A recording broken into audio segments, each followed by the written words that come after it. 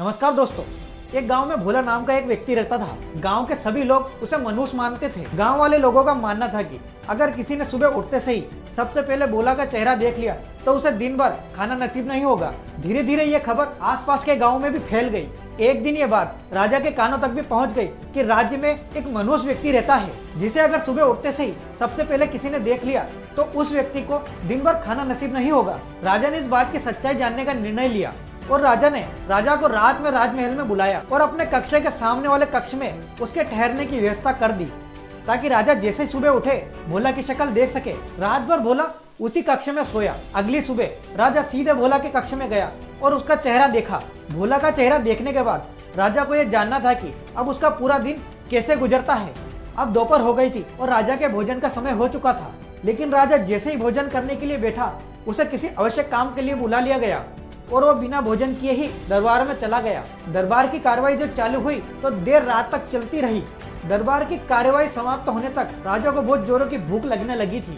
जब राजा को भोजन परोसा गया तो उसने देखा कि उसके खाने में एक मक्खी गिरी हुई है। राजा ने फिर भोजन छोड़ दिया और अपने शयन कक्ष में आराम करने चले गए।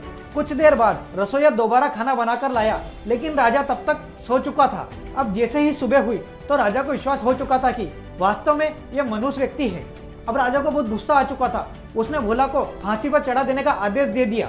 भोला अपनी फांसी की सजा को सुनकर बहुत उदास हो गया।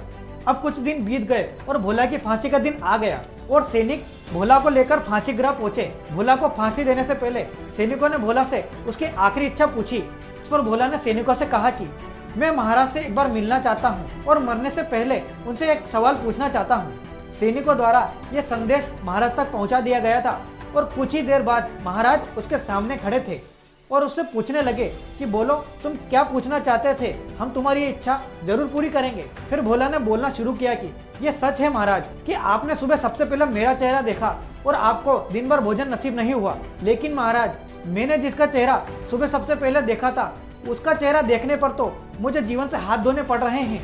ऐसे में बताइए महाराज कि सबसे ज्यादा मनुष्य कौन है, मैं या आप?